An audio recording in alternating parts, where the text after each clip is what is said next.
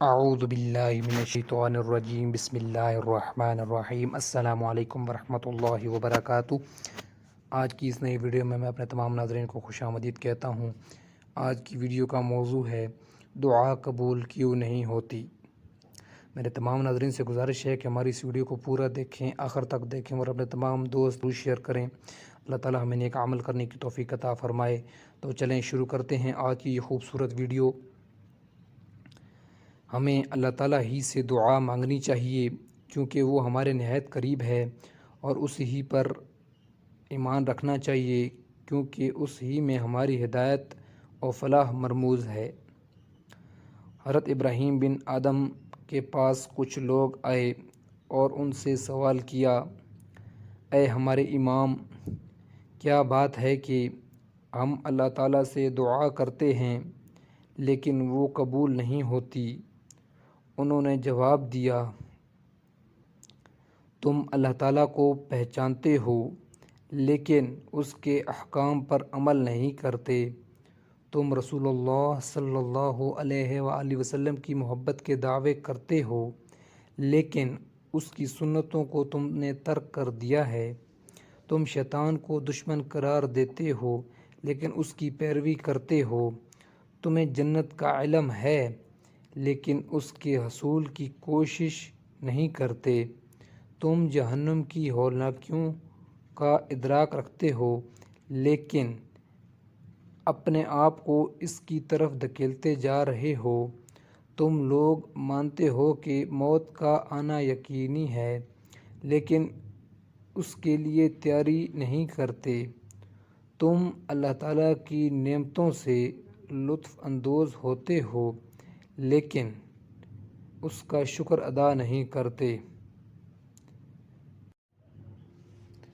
اوپر جو باتیں بتائی گئی ہیں، آج کل کے دور میں یہی چل رہا ہے کہ ہمیں ہر چیز کا پتہ بھی ہے اور پھر بھی ہم جو ہے نا غلط سائڈ پر چل رہے ہیں۔ تو اسی لیے ہماری دعائیں جو ہیں وہ ان قبولیت جو ہے ہوتی ضرور ہے، قبول ضرور ہوتی ہیں لیکن دیر سے ہوتی ہیں۔ کیوں کہ ہمارے اپنے اعمال ہی ایسے ہیں کہ ہم ایسے اعمال کر رہے ہیں کہ جس سے اللہ پاک بہت زیادہ سخت ناراض ہو رہے ہیں۔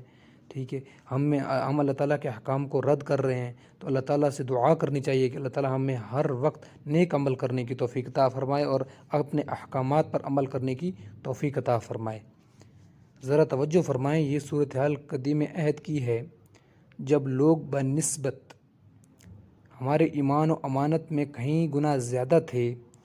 ان کی صداقت کی مثالیں دی جاتی تھیں لیکن باوجود اس کے ان کو دعا کی عدم قبولیت کی شکایت تھی، لہٰذا وہ اپنی شکایت کے لیے اس وقت کے ایک بزرگ کے پاس جمع ہوتے ہیں، عرض کرتے ہیں، دعا قبول نہیں ہوتی، کیا کریں؟ بزرگ فرماتے ہیں، اے لوگو، دعا کی قبولیت کے تو کچھ شرائط ہیں، اگر وہ پورے ہوں گے تو دعا بھی قبول ہوگی، بصورت دیگر دعا کی قبولیت کی بھی کوئی سبیل نہیں۔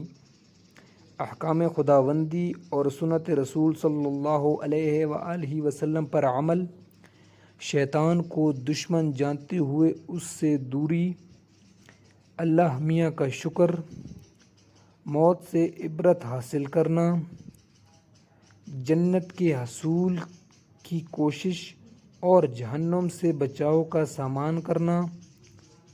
اب خود ہی اپنے نفس کو حکم مکمل کر لو، وہ تمہیں خود بتائے گا کہ یہ خصوصیتیں تمہارے اندر ہیں یا نہیں۔ اگر جواب نفی میں ہو تو اپنے رب کے حضور سجدہ ریز ہو کر گڑ گڑاؤ، توبہ کرو، پھر تم خود بخود اس کا نتیجہ دعاؤں کی قبولیت کی صورت میں اپنے سامنے پاؤ گے، کیونکہ میرے رب کی رحمت بہت وسیع ہے۔ بے شک جی، کوئی شک نہیں ہے اس میں، ہمارے اللہ پاک جو ہیں ان کی جو رحمت ہے وہ اتنی وسیع ہے کہ وہ 70 ماؤں سے زیادہ محبت کرتے ہیں اپنے مومن بندے سے۔ صحیح ہے جی، تو ہم جب اللہ پاک سے دعا کریں گے تو انشاءاللہ ہماری دعا قبول ہوگی، لیکن ہمیں اپنے آپ کو بھی بہتر بنانا چاہیے، اپنے آپ کو بھی صحیح کرنا ہے کہ ہم نیکی کے راستے پہ چلیں، نیک کام کریں، ہمیں موت کا ڈر ہونا چاہیے، ہم نے اس دنیا سے ایک دن جانا ہے، صحیح ہے جی۔ تو جب یہ ڈر ہوگا تو انشاءاللہ ہم خود بخود جو ہے نا وہ نیکی کے کاموں کی طرف چل پڑیں گے، ٹھیک ہے جی۔ لہٰذا اس دور کے لوگوں کو خصوصاً اس بات کی فکر کرنی چاہیے کہ اللہ تعالیٰ کے در پر دستک دیں، منکرات سے اجتناب کریں، اخلاص، صداقت اور دیانت کے دامن کو مضبوطی سے پکڑے رکھیں تاکہ دعا بھی قبول ہو اور ایمان بھی مضبوط ہو۔ لیکن افسوس تب ہوتا ہے جب ہم ایمان کے دامن کو ترک کر بیٹھتے ہیں اور اللہ میاں سے صرف نظر کر کے پیروں اور مزاروں کی اتباع میں اتنے آگے نکل جاتے ہیں کہ اللہ میاں کے بجائے ان سے دعائیں مانگنا شروع کر دیتے ہیں، اگر دعا نہیں تو ان کو وسیلہ ضرور بناتے ہیں۔ چنانچہ اللہ میاں فرماتے ہیں، یہ ایک قرآن پاک کی آیت ہے، اس کا ترجمہ ہے، صحیح ہے جی۔ ترجمہ: جب آپ سے میرے متعلق میرے بندے پوچھیں تو انہیں بتا دیں کہ میں ان سے بہت قریب ہوں۔ دعا مانگنے والا جب مجھ سے دعا مانگتا ہے تو میں اس کی دعا قبول کرتا ہوں، پھر مجھ ہی کو مانیں اور مجھ ہی پر ایمان لائیں۔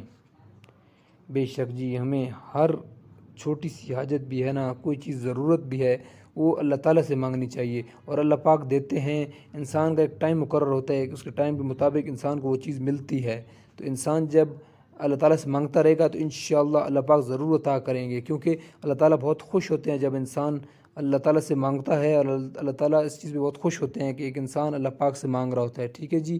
تو ہمیں ہر چیز اللہ پاک سے مانگنی چاہیے۔ بہرکیف ہمیں اس آیت کریمہ میں یہ تعلیم دی گئی ہے کہ ہمیں اللہ تعالیٰ ہی سے دعا مانگنی چاہیے، کیونکہ وہ ہمارے نہایت قریب ہے، اور اس ہی پر ایمان رکھنا چاہیے، کیونکہ اس ہی میں ہماری ہدایت و فلاح مرموز ہے، اور ساتھ ساتھ ہمیں رسول اللہ صلی اللہ علیہ وآلہ وسلم کی تعلیمات پر بھی عمل پیرا ہونا ہوگا، کیونکہ فرمان رسول صلی اللہ علیہ وآلہ وسلم ہے، جس نے میری اطاعت کی اس نے اللہ تعالیٰ کی اطاعت کی۔ پس معلوم ہوا کہ دعاؤں کی قبولیت کے لیے اللہ تعالیٰ اور اس کے رسول صلی اللہ علیہ وآلہ وسلم کی فرما برداری شرط ہے۔